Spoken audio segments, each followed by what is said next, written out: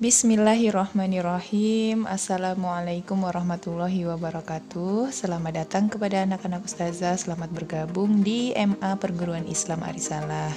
Mudah-mudahan anak-anak ustazah nyaman belajar di sini, mendapatkan ilmu yang bermanfaat, menjadi anak yang soleh-soleha sesuai harapan orang tua, dan dapat menjadi penerus bangsa yang berguna di masa depan. Baik, untuk pertama, perkenalkan, nama Ustazah Reno Danarti, anak-anak bisa memanggil Zahreno. Ustazah berasal dari Muko-Muko Bengkulu. Pendidikan terakhir itu S1 Kimia Universitas Andalas. Salam kenal ya, mudah-mudahan anak-anak Ustazah bisa mengikuti kelas kimia dengan senang hati.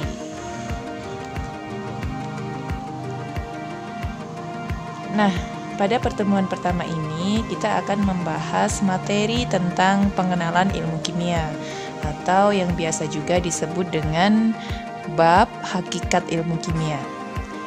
Nah, kalau menurut anak-anak ustazah, apa sih kimia atau chemistry itu? Tentunya sudah pernah mendengar ya, apa itu kimia, apa itu chemistry. Nah, coba sekarang dipikirkan lagi. Apa yang ada di dalam kepala kita ketika disebutkan kata kimia? Secara umum, ada anggapan-anggapan yang beredar di masyarakat dan itu tidak sepenuhnya benar, yang mana anggapan-anggapan tersebut antara lain adalah menilai bahwasanya kimia itu adalah zat-zat berbahaya, berkaitan dengan pengawet, bahkan racun, dan bahan-bahan sintetis. Padahal sebenarnya jika kita perhatikan lingkungan di sekitar kita, itu di sana ada gambar besi, ada gambar seng yang digunakan sebagai atap, kemudian ada gas LPG yang digunakan untuk memasak, kemudian itu ada gambar emas ya yang digunakan sebagai perhiasan maupun investasi. Nah, ini semua adalah zat-zat kimia. Ini semua adalah unsur kimia ya, berasal dari unsur kimia yang berada di alam. Kita bisa lihat pada slide selanjutnya. Ini ada gambar nasi, kemudian ada air, ada garam dapur. Bahkan ketika kita bernafas sekalipun, yang kita hirup itu adalah senyawa-senyawa kimia ya. Karena dalam udara itu ada gas O2. Ya, kita semua tahu kita bernafas membutuhkan oksigen. Itu juga senyawa kimia. Nah, jadi ruang lingkup kimia itu tidak sesempit pada anggapan yang salah di masyarakat. Semua benda yang ada di sekitar kita, kita sebut sebagai materi. Materi adalah segala sesuatu yang memiliki massa dan menempati ruang. Ini pernah didapatkan juga ketika anak ustazah masih duduk di bangku SMP ya. Sudah dijelaskan bahwasanya materi itu terbagi menjadi 3. Ada yang disebut dengan unsur, contohnya yaitu Fe atau besi, kemudian aurum yang lambangnya Au, itu adalah lambang dari emas yang sudah kita tampilkan gambarnya tadi. Kemudian ada unsur oksigen, kemudian ada unsur hidrogen. Selanjutnya ada senyawa, contohnya adalah senyawa H2O atau air, kemudian C6H12O6 atau glukosa yang terdapat pada nasi ya, yang sudah kita tampilkan juga tadi gambarnya. Kemudian ada senyawa NaCl atau garam dapur, juga sudah kita tampilkan tadi. Selanjutnya ada campuran, contohnya adalah air, gula, dan sebagainya. Unsur adalah zat yang paling dasar dan penyusun segala macam senyawa. Senyawa adalah zat tunggal yang terdiri dari 2 atau lebih unsur.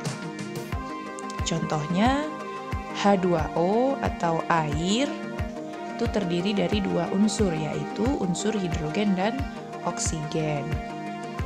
Sedangkan campuran adalah gabungan dari 2 atau lebih zat tunggal baik secara homogen maupun heterogen. Nah, contohnya air gula. Berarti kita melarutkan gula ke dalam air. Dia sudah merupakan campuran yang terdiri dari dua atau lebih zat tunggal. Bisa dipahami ya? Materi ini dapat mengalami perubahan. Kita akan lihat perubahan materi itu terbagi menjadi dua. Ada perubahan fisika dan ada perubahan kimia. Apa yang membedakannya? Kita bisa perhatikan ciri-ciri dari perubahan fisika dan perubahan kimia. Pada perubahan fisika, setelah terjadinya perubahan itu tidak menghasilkan zat baru, atau reaksinya itu reversibel. Maksudnya reversibel di sini adalah dia dapat kembali menjadi bentuk semula. Nah, yang terjadi di sini adalah perubahan ukuran, perubahan bentuk. Contohnya apa? Contohnya ketika kita memotong-motong atau menyobek-nyobek kertas, ya. Dia berubah bentuk atau ukurannya menjadi lebih kecil kan setelah kita potong, tetapi dia masih sama, tetap kertas. Nah, contoh lainnya adalah ketika kita membuat es batu. Dia mengalami perubahan bentuk menjadi padat, dari cair menjadi padat, tetapi dia masih sama-sama air.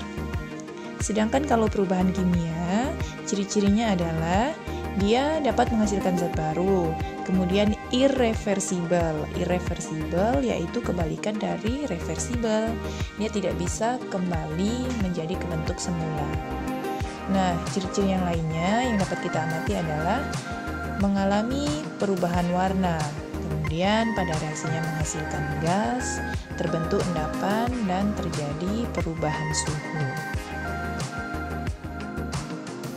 Lalu, mengapa kita harus belajar ilmu kimia? Apakah manfaat mempelajari ilmu kimia bagi kehidupan kita? Yang pertama, pemahaman kita menjadi lebih baik mengenai alam sekitar. Nah, bagi orang yang berilmu, dia akan mengetahui bagaimana kita harus mensikapi alam ini. Kemudian, karena kita mengetahui ilmunya, kita juga dapat memanfaatkan dengan mengubah bahan alam menjadi produk yang berguna, dengan tetap memperhatikan keseimbangan yang harus dijaga di alam. Dengan mempelajari ilmu kimia, kita juga dapat membentuk sikap kita menjadi pribadi yang lebih baik. Bersyukur kepada Allah atas kuasa dan karunia-Nya, dan menyadari bahwasanya manusia itu tidak ada apa-apanya jika dibandingkan dengan alam semesta ciptaan Allah Subhanahu wa taala ini. Nah, lalu bagaimana hubungan ilmu kimia dengan ilmu pengetahuan yang lainnya? Apakah dia saling mempengaruhi satu sama lain? Tentu saja. Ilmu kimia sangat erat kaitannya dengan ilmu pengetahuan yang lain.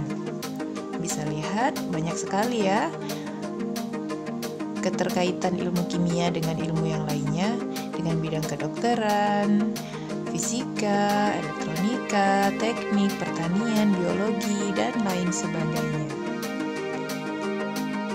Salah satu contohnya itu dalam bidang kedokteran ya, atau juga farmasi.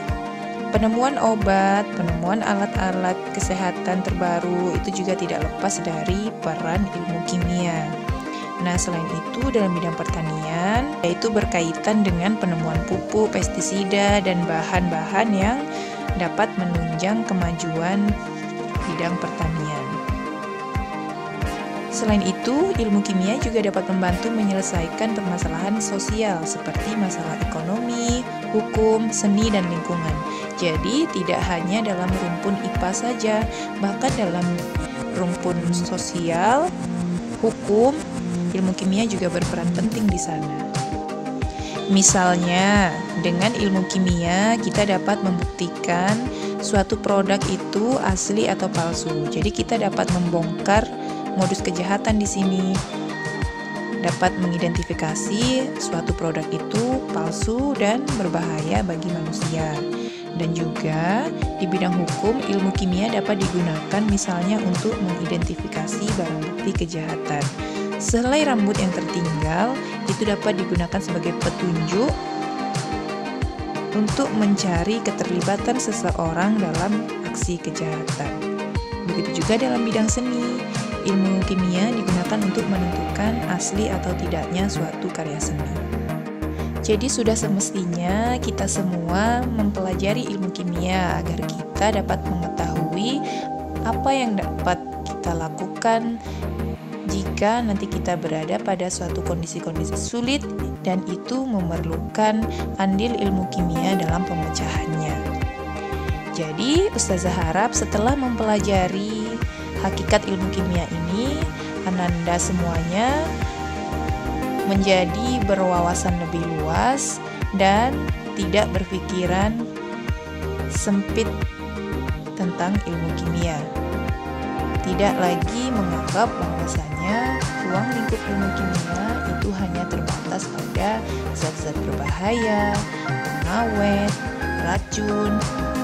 Tapi lebih dari itu, ilmu kimia itu lebih luas ruang lingkupnya. Jadi kesimpulannya, ilmu kimia adalah ilmu yang mempelajari tentang susunan, struktur, sifat, perubahan materi, serta energi yang menyertai perubahan materi tersebut.